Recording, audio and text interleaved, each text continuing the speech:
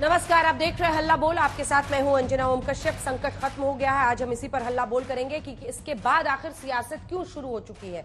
जिस rescue operation को चमत्कारी बताया जा रहा है, जिस रेस्क्यू ऑपरेशन में 41 जिंदगियों को सही सलामत सुरंग से बाहर निकाला गया, जिस रेस्क्यू ऑपरेशन की तारीफ पूरी दुनिया कर रही है, उसका पूरा होते ही विपक्ष ने सवाल क्यों खड़े कर दिए हैं। कांग्रेस ने पूछा ऐसी हालात क्यों पैदा हुए। कांग्रेस ने यह भी पूछा कि हादसे की सूरत में मजदूरों को बाहर निकालने के लिए इमरजेंसी रास्ता पहले से क्यों नहीं तैयार था। विपक्ष की दूसरी पार्टियों ने उत्तराखंड में जारी परियोजनाओं पर सवाल खड़े किए हैं। हम सवालों और सियासत पर चर्चा करेंगे, लेकिन उससे पहले आपको दुनिया के कुछ बड़े नाकाम और कामयाब रेस्क्यू ऑपरेशंस के बारे में बताते हैं। 2010 में चिली में खदान में करीब 33 मजदूर ऐसे ही फंस गए थे। 18 दिनों तक रेस्क्यू ऑपरेशन चला, सबको बचा लिया गया। 5 साल पहले यानी 2018 में जिस रेस्क्यू ऑपरेशन की बहुत चर्चा हुई, वो थी थाईलैंड में फुटबॉल खेल रहे बच्चे गुफा में फंस गए थे। 15 दिनों तक रेस्क्यू ऑपरेशन चला, सबको सुरक्षित बचा लिया गया।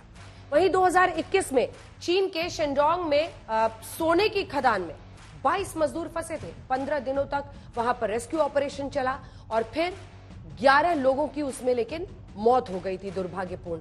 11 को बचा लिया गया। 2019 में अफगानिस्तान में जो सोने की खदान है, उसमें 30 मजदूर फंसे। 5 दिनों तक रेस्क्यू ऑपरेशन चला, लेकिन किसी को बचाया नहीं जा सका। हादसे हर जगह होते हैं, रेस्क्यू ऑपरेशंस होते हैं। क्या जिंदगियों पर सियासत भारी करना सही है? हादसों और रेस्क्यू ऑपरेशन पर सवाल हिंदुस्तान में क्यों उठाए जा रहे हैं, ये रिपोर्ट देखिए, फिर चर्चा की शुरुआत करें।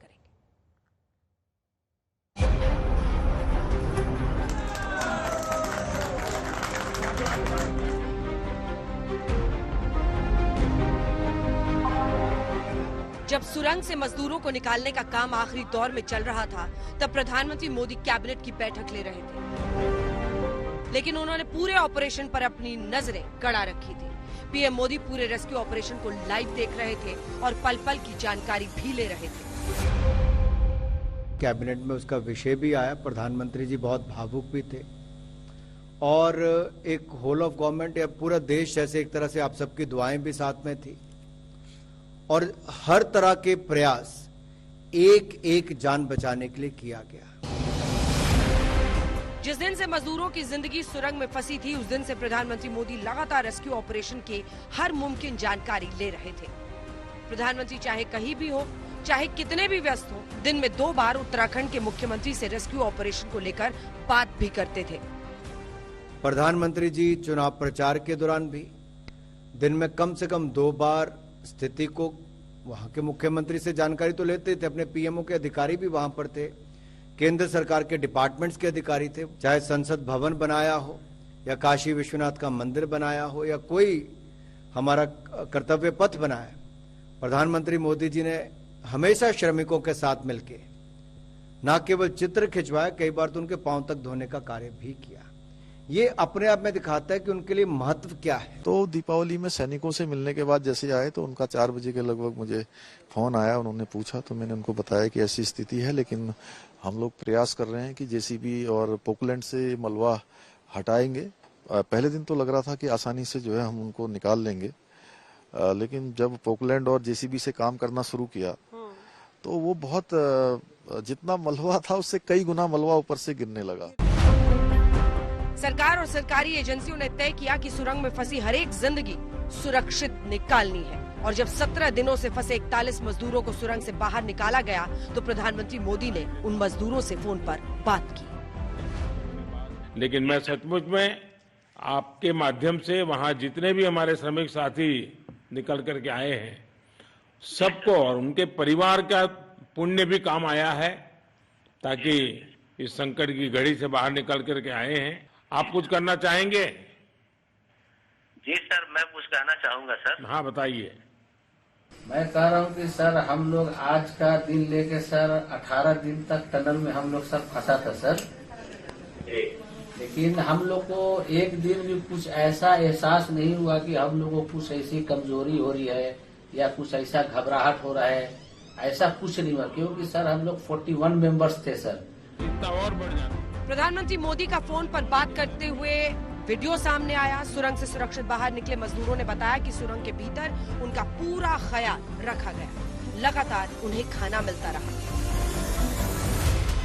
वो हमारे देशवासियों, भारतवासियों, पूरा हम लोग को प्रयास में निकालने की कोशिश किया। और मुख्यमंत्री हमारा उत्तराखंड का जो है वो हमारे प्रयास में लगे रहे हम लोग को निकालने के लिए। और हमारे झारखंड के भी चीफ मिनिस्टर भी आए और इधर प्रधानमंत्री, सब हर व्यवस्था की गई। 17 दिनों तक चला रेस्क्यू ऑपरेशन देश का ही नहीं, दुनिया का सबसे बड़ा ऑपरेशन था, वो भी पूरी तरह कामयाब। पूरे ऑपरेशन के दौरान मुश्किलें कई आई, लेकिन किसी को एक खरोच तक नहीं आई। पूरी दुनिया में सरकार और सरकारी एजेंसियों की तारीफ हो रही है। वहीं अब विपक्ष के सवाल बाहर आ रहे हैं। रेस्क्यू ऑपरेशन खत्म होते ही कांग्रेस ने जो बयान दिया वो सुन। तो ये जब मालूम होता है विस्फोट होगा, ऐसी दुर्घटनाएं हो सकती हैं, तो इसके लिए पहले से ही आपातकाल का रास्ता बनता है। सबसे पहले तो ये सवाल आता है कि आपातकाल का रास्ता क्यों नहीं बना था।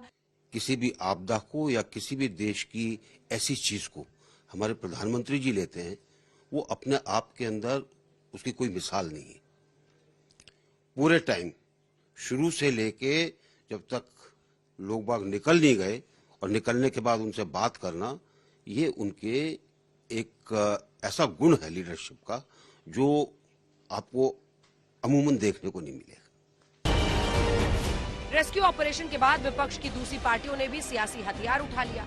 समाजवादी पार्टी से लेकर टीएमसी तक उत्तराखंड के प्रोजेक्ट पर सवाल खड़े कर रही है। सबसे बड़ी चिंता का सवाल ये है कि लगातार उत्तराखंड से इस तरह की खबरें आती हैं। जो बड़े बड़े प्रोजेक्ट्स चल रहे हैं, वो जो एनजीओ और एनवायरमेंट से जुड़े हुए जितने भी एक्टिविस्ट हैं, वो सवाल खड़ा करते हैं। कंपनी किसकी है, परमिशन कैसे मिला, सेफ्टी गार्ड्स कैसे थे, स्टैंडर्ड ऑपरेटिंग प्रोसीजर क्या है। क्योंकि देखिए, टनल से वो निकल के आ गए, कहानी यहीं खत्म नहीं हो जाती है। आपने माला पहनाया, बड़ी खुशी की बात है, लेकिन उस फ्रेजाइल इकोलॉजिकल जोन में इस तरह के परमिशन, टनलिंग कौन देता है। ऐसा हादसा दोबारा ना हो, इसके लिए उत्तराखंड सरकार और केंद्र सरकार क्या करेगी। जो भूखलन हुआ, जो धसी, इनके लिए स्पेस बन गया, कल को बहुत बड़ी घटना भी हो सकती है। उसके लिए क्या हो रहा है वो बहुत जरूरी है। 17 दिन जो संघर्ष उन्होंने किया है, ये किसी तरह टाला भी जा सकता था। 41 वर्कर्स का लाइफ रिस्क था। आज बताइए, मैंने उस दिन भी आपको बताया, आज अगर टनल बोरिंग मशीन से काम हुआ होता तो इस तरह का घटना नहीं घटता।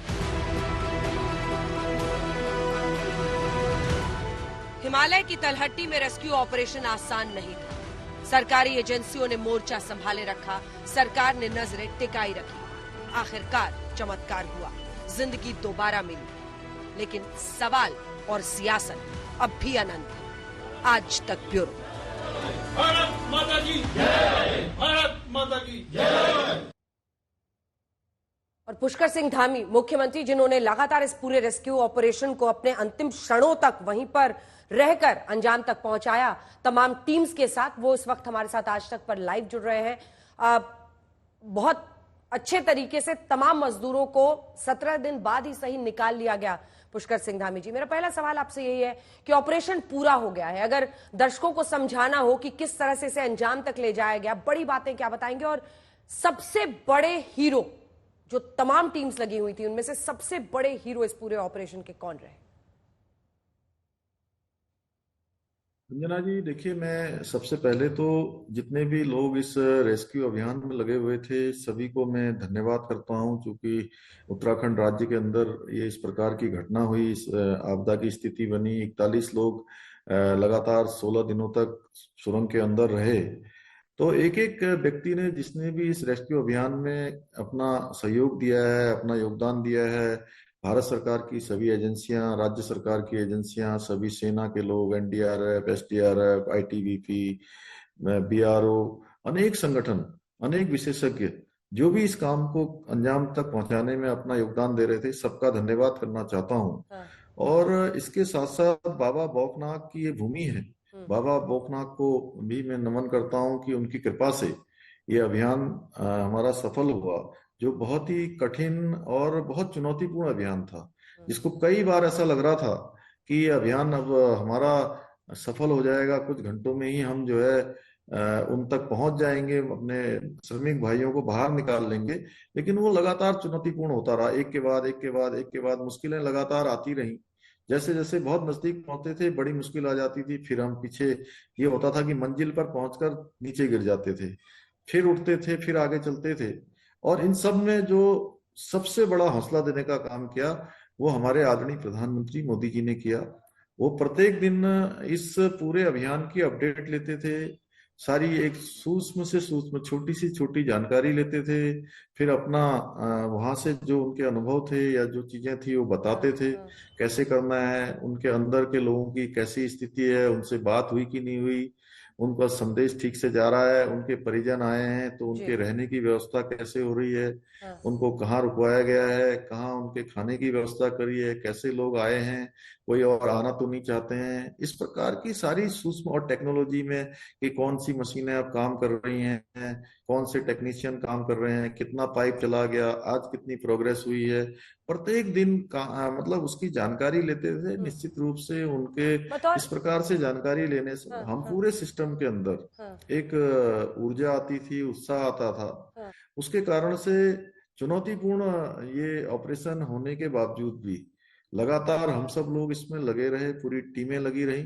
उसी का अंजाम हुआ कि ये सफलता तक पहुंचा। प्रधानमंत्री का आपने जिक्र किया धामी साहब, पीएम ने अलग से क्या इंस्ट्रक्शंस, बतौर सीएम आपको पीएम ने क्या इंस्ट्रक्शंस दिए थे, क्या कहा था?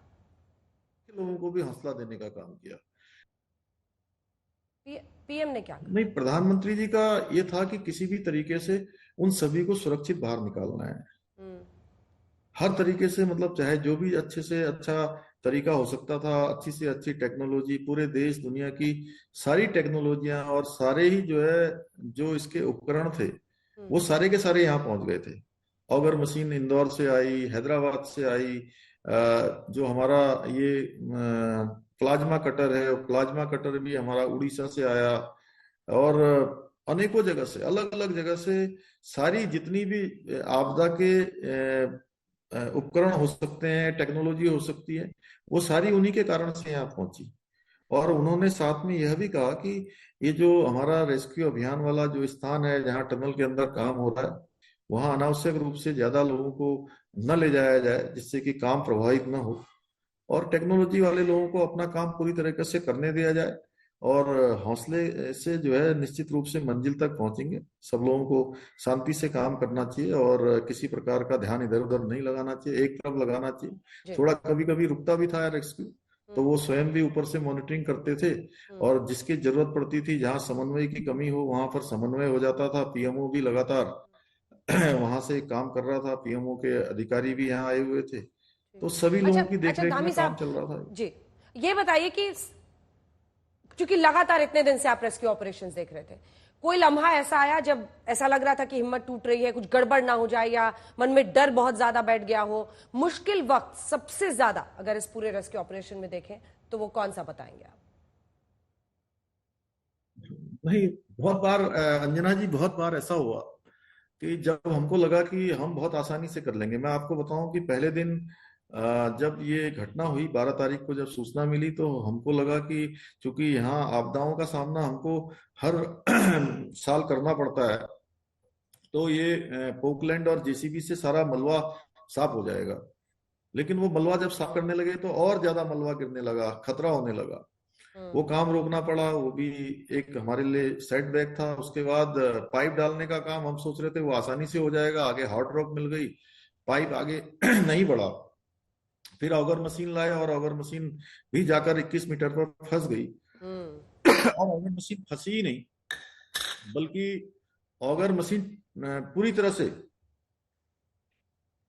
अटक गई, और ऊपर से वाइब्रेशन भी होने लगा। वाइब्रेशन के साथ ऊपर से जब मलबा गिरने लगा, तो जो काम करने वाले लोग थे उन्होंने भी थोड़ा, उनकी सुरक्षा को भी खतरा हो गया, तो 24 घंटे तक काम बंद हो गया।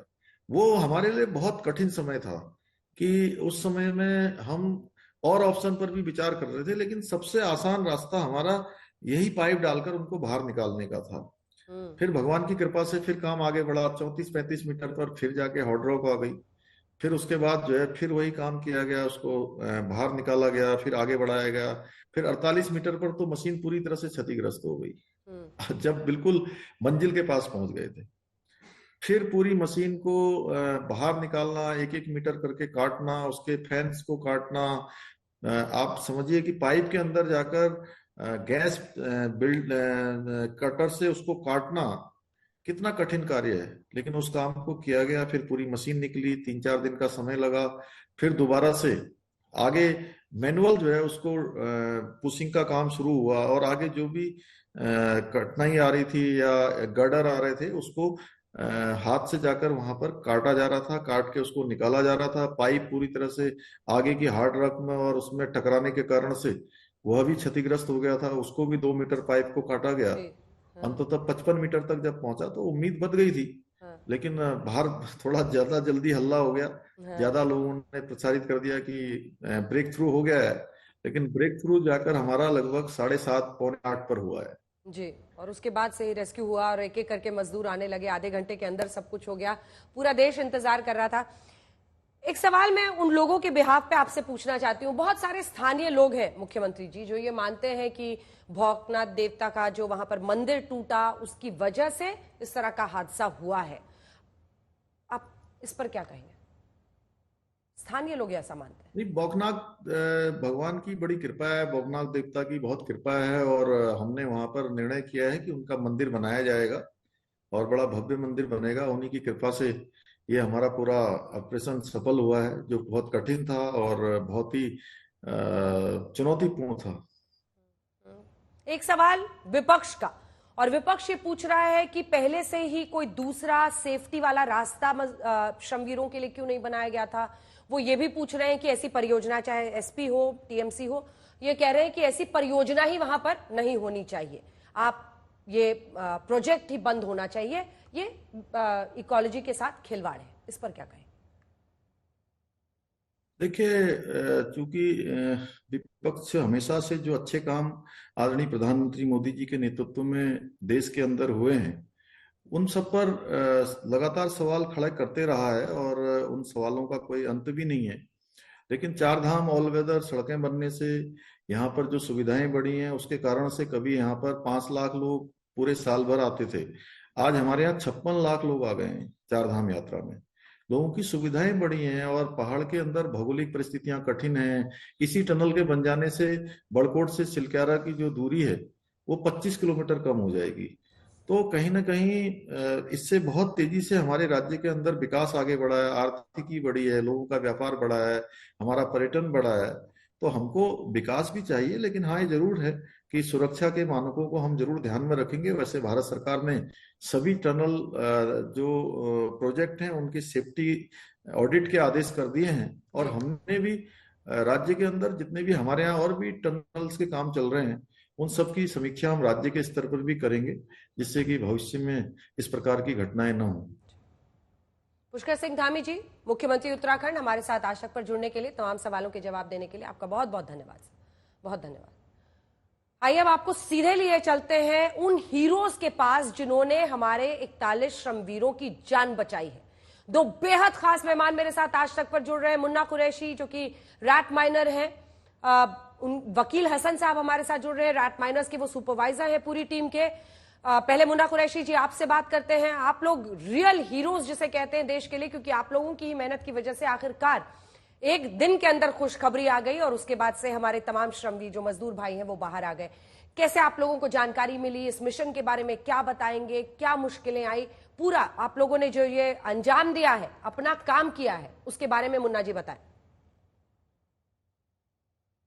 हमें बताया गया था भाई 41 वर्कर अंदर फंसे हुए हैं टनल के अंदर। तो हमें वकील हसन भाई ने, जो मेरे पार्टनर हैं, उन्होंने बताया उत्तराखंड से फोन आया है, हमें तुम्हें जाना है। मैंने उसी टाइम मैंने ठीक है गाड़ी मंगाते हैं, अभी चलते हैं। हम वहाँ से पांच जनी हम वहाँ से अपने चल दिए। सुबह 5 बजे आके यहाँ पे हम उतर गए थे।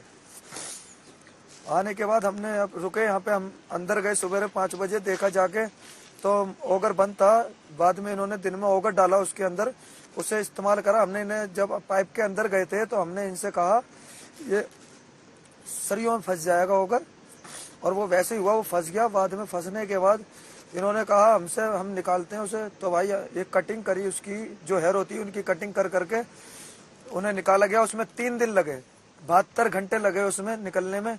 उसके बाद इन्होंने हमें बुलाया, अब तुम लग जाओ। जब हम लगे तो इसमें 26 घंटे हमने लगाए और हमारे लड़कों ने भी, जो 12 मेंबर की टीम थी, 36 घंटे लगाने के बाद इसे उन्होंने लगाए थे। हमने इसे सक्सेस करने में 24 घंटों में फाइनल कर दिया था हमने। अच्छा मुन्ना जी, 41 लोग फंसे हुए, अपने ही भाई, अपने ही मजदूर, अपने ही श्रमवीर, का मुश्किल था। मन में डर भी था, आशंका भी था, क्या सोचकर आगे बढ़ रहे थे? नहीं, मेरे मन में कोई ऐसी चीज नहीं आती इसमें डर मौत है या जिंदगी है क्या है। मैं तो सीधा चल देता हूं, क्योंकि मुझे इसमें ये पता था 41 भाइयों की जिंदगी का सवाल है। क्योंकि मेरे हौसले और बुलंद हो गए थे जब मेरी जो टीम आई थी, बोलने लगे हम करेंगे। मेरे इतने हौसले बुलंद हो गए थे बहुत। और मेरे जो वकील भाई है, जो मेरे पार्टनर हैं, उनके भी हौसले बुलंद थे और उन्होंने भी मेरे से बोला था मुन्ना इसे करके आएंगे। और मैंने, भैया ठीक है हम करके आएंगे और करके ही हटेंगे। घर पे भी जब ही जाएंगे जब हम इसे फाइनल करके और लड़कों को निकाल लेंगे। क्या बात, क्या बात है। और ये इसी हौसले की तो आज प्रशंसा पूरा देश कर रहा है। आपके घर परिवार वालों ने कुछ कहा, आपने उनको कैसे समझाया? हाँ, उनके मन में था ना, क्योंकि उन्हें पता है ये जो जैक पुशिंग होती है इसमें धांग भी गिर जाती है, सेटरिंग भी टूट जाती है, तो उनके दिल में भी डर रहता है। मगर मैंने उन्हें बताया, मैंने ऐसे ऐसे बात है। वो बोलने लगे ठीक है कोई बात नहीं, ध्यान से काम करना, चले जाओ। मैंने अपने बेटे से भी कहा, मैंने बेटे मैं जा रहा हूँ, तुम अपने 2-3 दिन अपने बड़े पापा के पास रहना। और मेरी बेटी अपनी खाला के पास रहती है। तो वो बोलने लगा ठीक है मगर आ जाना आप 2-3 दिन में। मैंने ठीक है 2-3 दिन में हम निकाल के आ जाएंगे। तो उसका मेरे पे फोन आया था बीच में, बोल रहा था पापा निकल गए। मैंने जी नहीं, बताइए मेरे बेटे का फोन आया, पापा निकले नहीं निकले। मैंने बेटे देखते हैं आज हमारा काम स्टार्ट हुआ है और अल्लाह ने चाहे तो निकल जाएंगे। तो बोलने लगा पापा आप जब ही आना जब उन्हें निकाल दो और मैं इंतजार करूंगा। और हमने निकाल दिया। आज वो बोल रहे हैं अब तुम आ जाओ, हम रो रहे हैं। किस तरह से आप लोगों को ये पूरा मिशन हैंडओवर किया गया, क्या कैसे जानकारी मिली थी? परिवार के बारे में भी आपने बताया, किस तरह से आप लोगों को समझाया गया था क्या करना है? जो मजदूर होता है वो खतरे नहीं देखता, वो अपने बच्चों को देखता है और अपने पेट को देखता है, फिर उसे खतरा नहीं दिखता। फिर तो उसे अपने बच्चों की मायूसी दिखाई देती है। मेन मकसद ये रहता है, जब वो मायूस होता है ना और जब वो भूखे होते हैं उसके बच्चे, तो उसे पता पड़ता है क्या हुआ। तो वो उसे नहीं दिखता मैं मरूंगा या जीऊंगा, मुझे तो 2 रुपए कमा के लाने अपने बच्चों को। और आपने जो मेहनत की है और जो काम किया है उसका पूरा देश उसकी आज सराहना कर रहा है। आपके लिए ये कितनी खुशी की बात है? हमारे दिल से ही दबाव था, हम पे हमारे दिल से दबाव था, किसी और का दबाव नहीं था, हमारे दिल से ही दबाव था। हमें इसे करना है चाहे हो कुछ भी जा, हमारा जुनून था एक। वो जुनून को हमें अपना पूरा बिल्कुल मकसद पे आना था और वो हम आगे। बहुत बड़ी खुशी है। मैं उनके पास गया था जो वर्कर थे अंदर 41, उन्होंने मेरे को सीने से लगाया, गले से लगाया, बहुत उन्होंने मेरे से प्यार किया और चॉकलेट भी दी। और उन्होंने बहुत इतनी बड़ी बड़ी बातें कही, बहुत मैं उन्हें सलाम करता हूँ। बहुत बहुत अच्छे थे वो बेचारे, आज भी अच्छे हैं वो।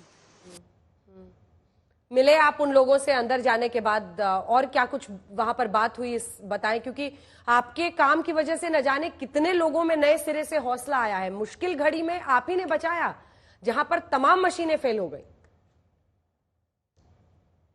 ये मकसद कभी नहीं भूलेंगे, ये हमारी लाइफ का पहला एक ऐसा काम है जो कभी हमें मिलता भी या नहीं मिलता।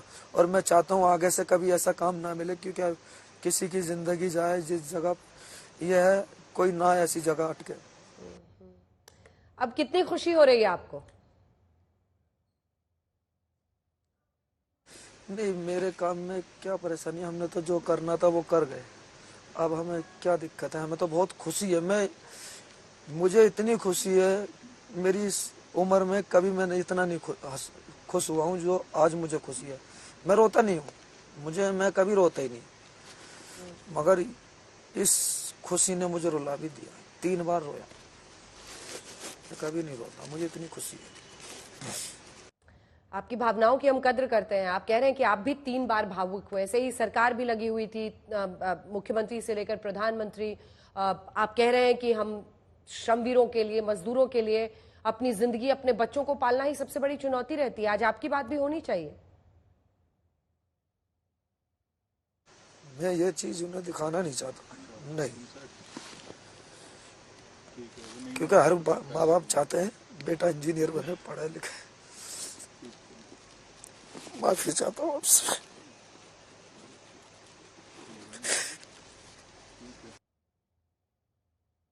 आपके ये आंसू भी बेशकीमती हैं। हम लोग समझ रहे हैं कि आप कितने इमोशनल होकर बातचीत कर रहे हैं। 41 लोगों की जिंदगी बचाने में आपने बहुत बड़ा रोल निभाया है मुन्ना जी, और पूरा देश आप लोगों की तरफ आज देख रहा है, क्योंकि आप लोगों ने अपनी जान को जोखिम में डालकर ये सब कुछ अंजाम तक पहुंचाया है।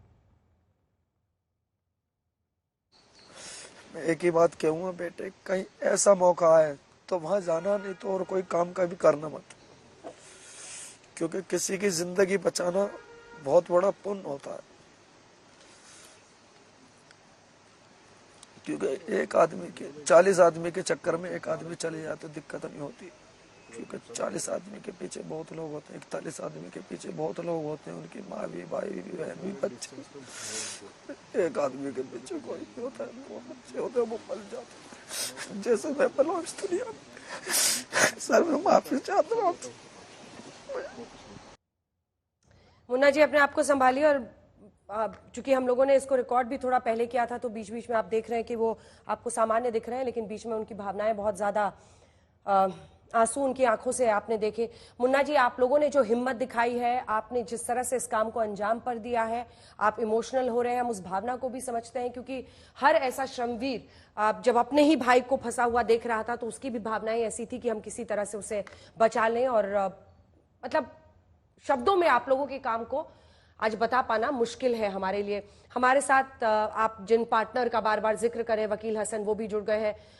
वकील साहब, किस तरह से आप लोगों ने इस मिशन को उठाया, कहा कि हम इसे करेंगे, और किस तरह से अंजाम तक ले गए? पूरे रेस्क्यू ऑपरेशन के बारे में क्या बताएंगे आप? मैं इसके लिए देहरादून में अशोक जी हैं, जो कि ब्रिज एंड रूप से हैं। हमने अभी से 2021 में उनके पास रेड माइनिंग के थ्रू 2 से 2.5 किलोमीटर काम किया था सर, और उन्होंने हमें यहाँ के लिए अप्रोच किया था कि हसन वहाँ पर वर्क है और वो तुम्हें करना है, मुझे तुम पे भरोसा है, इस वर्क को तुम्हें निकालना है। तो सर जो अशोक सोलंकी जी है, ये क्रेडिट मैं उनको देना चाहूँगा सर, जो अशोक सोलंकी जी सर, उन्होंने मुझ पर भरोसा जताया और मुझे इस काम के काबिल समझा, तो मैं यहाँ पे आया, वरना इस काम करने के लिए और भी बहुत लोग आ सकते थे। अच्छा, कितना मुश्किल काम था ये? मतलब सबसे बड़ा जो आप लोगों को लगा हो कि ऐसे वक्त पे जब थोड़ा डर आया, ऐसी कोई घड़ी आई थी 26 घंटे में जब रैट माइनर्स काम कर रहे थे, या आराम से हो गया? मुझे पता है मुन्ना जी बहुत इमोशनल है इस वक्त, लेकिन कोई ऐसी मुश्किल घड़ी आई थी? टास्क तो बहुत टफ था, लेकिन सर हमने सोचा था ये हमारी जिंदगी में आई थिंक पहला ही और लास्ट मौका ऐसा है जिसमें हम अपने आप को प्रूव करके दिखा सकते हैं और दुनिया के सामने और दिखा सकते हैं, और मुझे ये मौका किसी भी कीमत पे नहीं छोड़ना था सर। और सबसे बड़ी बात ये मौका ऐसा था सर, 41 जिंदगी का दांव पे थी जी। एक सवाल मैं आपसे पूछना चाहती हूँ, और देखिए आप लोग अपना काम कर रहे थे, अपने ही भाइयों की जान बचा रहे थे, देश आपको देख रहा है, लेकिन इस पर पॉलिटिक्स भी अब हो रही है। कुछ पार्टियां ऐसी हैं जो कह रही हैं कि वहां पर सेफ्टी मेजर्स मजदूरों के लिए सही नहीं थे, कुछ ऐसी हैं जो कह रही हैं कि इस तरह का प्रोजेक्ट ही वहां पर नहीं होना चाहिए। आप वहां पर पहुंचे हुए हैं, आपको क्या दिख रहा है, आप क्या कहेंगे इस पे? इसने जो अभी एक्सप्लेन किया हमारे काम के बारे में, बिल्कुल ठीक एक्सप्लेन किया। हमारे काम बड़ा टफ और बड़ा रिस्की है सर, और इतना इसमें ऐसा होता है सर, हम काम भी करते हैं तो कहीं तो हमें पैसे आधे मिलते हैं, कहीं मिलते नहीं, कहीं बेईमानी हो जाती है, बहुत सारी चीजें ऐसी होती है सर कि हम सरवाइव करना हम लोगों का बड़ा मुश्किल हो जाता है सर। और मैंने ये सोचा था, ये मैसेज मैं दूंगा कि मैं पीएम सर से बोलूंगा, पीएम साहब से बोलूंगा कि हमारे देश के जो मजदूर है सर, वे दिन ब दिन दबे कुचले जा रहे हैं। एक तो काम नहीं है सर, और जो काम करते हैं तो सर उन्हें पैसे सही से नहीं मिल पाते।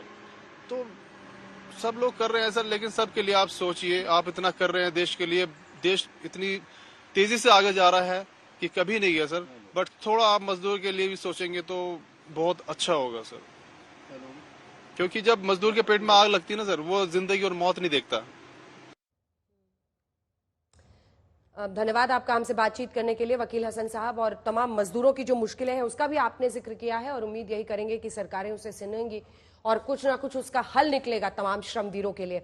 हमारे साथ संजू वर्मा बीजेपी की तरफ से जुड़ रही हैं, आलोक शर्मा जी हमारे साथ कांग्रेस पार्टी की तरफ से जुड़ रहे हैं। संजू वर्मा जी, आपके साथ शुरुआत करते हुए, विपक्ष के कई सवाल हैं जिसमें कांग्रेस पार्टी ये कह रही है कि पहले से सेफ्टी मेजर्स क्यों नहीं थे, कोई सेफ्टी का रास्ता इन मजदूरों के लिए नहीं था, अगर कोई अनहोनी हो जाती तो कितना बड़ा रिस्क ये है।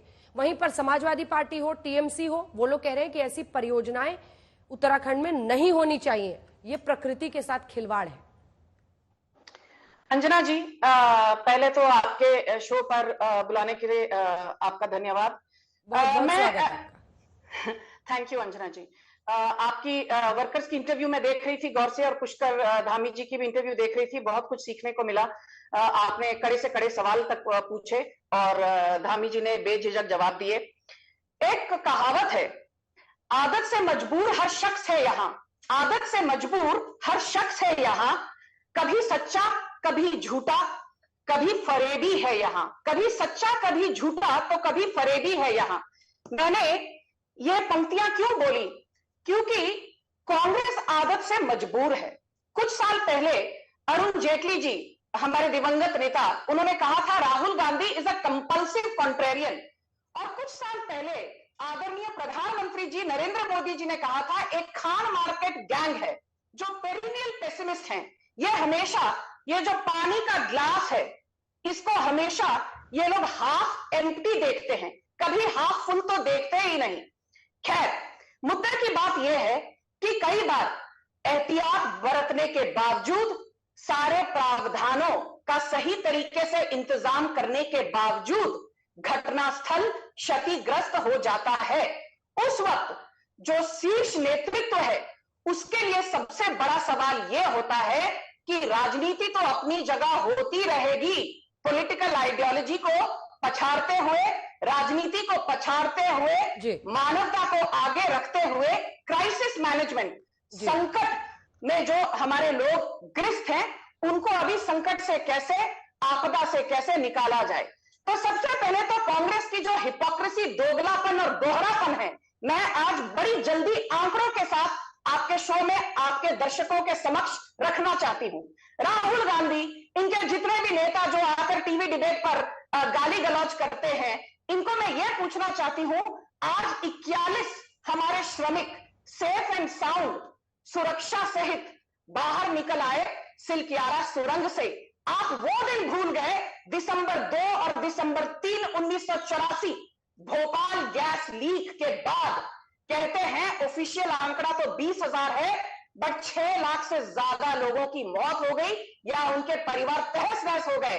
और भोपाल गैस लीक के सिर्फ 4 दिनों के अंदर राजीव गांधी ने सारे एहतियात बरत के यूनियन कार्बाइड के चेयरमैन वॉरेन एंडरसन को सही सलामत अमेरिका तक पहुंचा दिया, जबकि वॉरेन एंडरसन को यहां पर ट्रायल में लेकर कोर्ट में कटघरे में खड़ा करके उनसे सवाल करने चाहिए थे।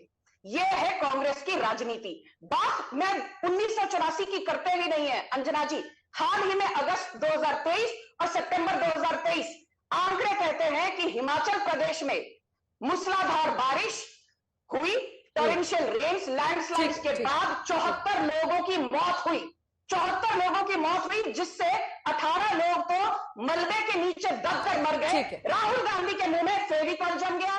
कर्नाटक में 40 लोगों की मौत हो गई जुलाई और अगस्त में मूसलाधार बारिश के कारण। प्रियंका वाड्रा, राहुल गांधी के मुंह में फेविकॉल जम गया। पर इनकी जुर्रत देखिए, इनकी हिमाकत देखिए, इनकी निर्लज्जता देखिए, इनकी बेशर्मी देखिए, इनका वाहियतपना देखिए कि आज राहुल गांधी, प्रियंका वाड्रा, इनकी जो गाली गलौज करने वाली मैडम सुप्रिया श्रीय, ये नरेंद्र मोदी की सरकार को आईना दिखाने की कोशिश कर रहे हैं। ठीक है संजू जी, 10 सेकंड जल्दी ताउम्र गालिब मैं ये धूल करता रहा, धूल चेहरे पर थी और मैं आईना साफ करता रहा।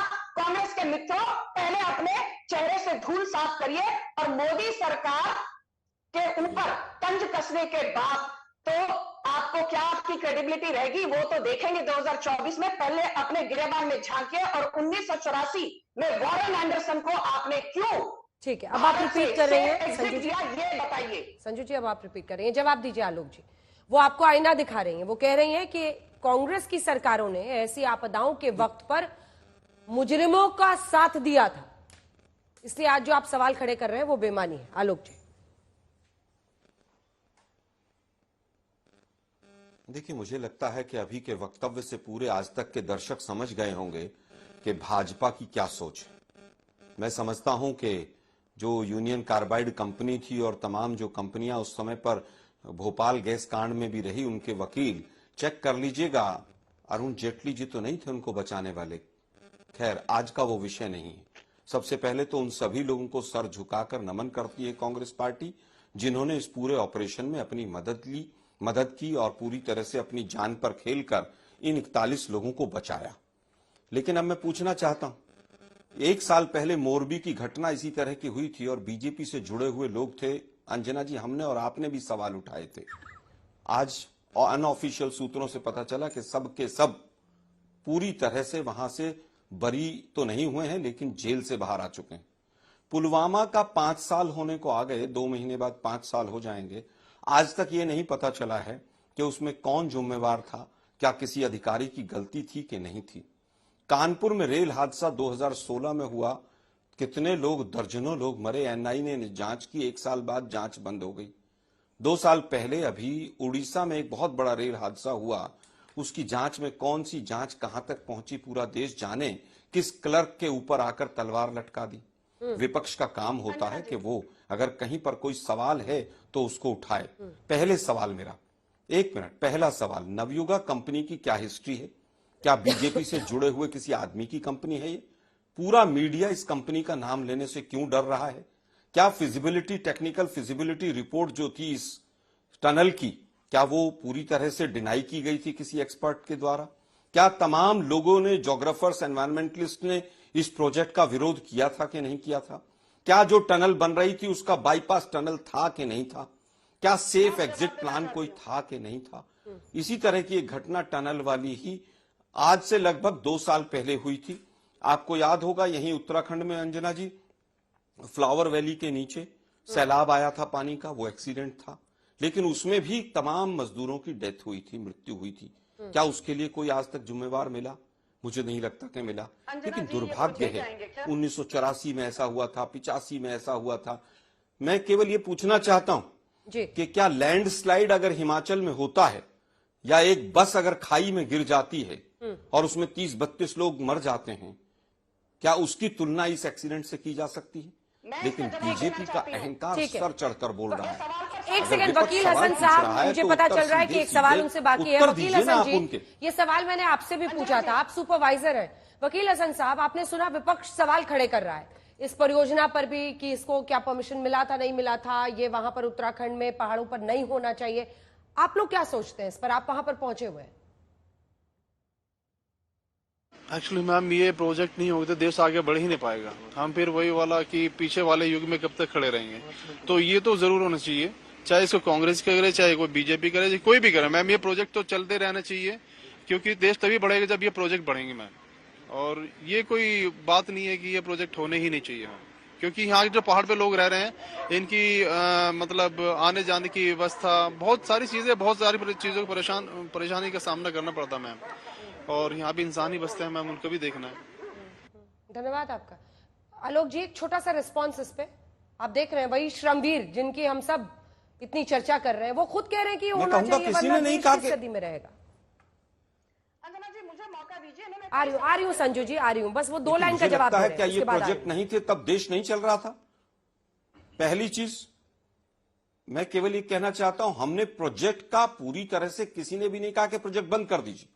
हम फिजिबिलिटी रिपोर्ट, टेक्निकल रिपोर्ट कहां से होना चाहिए, क्या बाईपास टनल बननी चाहिए कि नहीं बननी चाहिए, और अगर ये भी सवाल नहीं पूछने हैं तो मुझे लगता है कि आज एक रेजोल्यूशन पास हो जाना चाहिए कि देश में जितनी मर्जी बड़ी दुर्घटना हो, ये विपक्ष सवाल नहीं पूछेगा। ठीक है, और मीडिया केवल उन टॉपिक्स पर बात करेगा जो मोदी जी के फेवरेबल होंगे। किसी अधिकारी की हिम्मत है आज कि वो आकर ये कह दे कि प्रोजेक्ट नहीं होना चाहिए?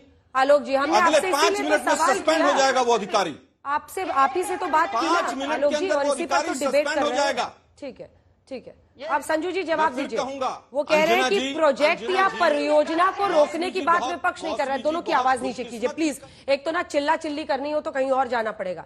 आराम से बात करें ताकि दर्शक भी सुन पाए। प्लीज, आई एम रिक्वेस्टिंग, जब तक मैं नाम ना लूं प्लीज मेरे शो में ना बोलें। Please wait for your turn. I am sorry. मेरा सवाल यह है आपसे संजू जी, वो कह रहे हैं कि विपक्ष क्या सेफ्टी को लेकर सवाल खड़े कर रहा है। विपक्ष ये नहीं कह रहा कि परियोजना बंद कर दीजिए, लेकिन क्या जो सेफ्टी मैकेनिज्म है जिसकी वजह से 41 मजदूरों की जान खतरे में आई, वो देखना तो सरकार का काम है, उसकी जिम्मेदारी है।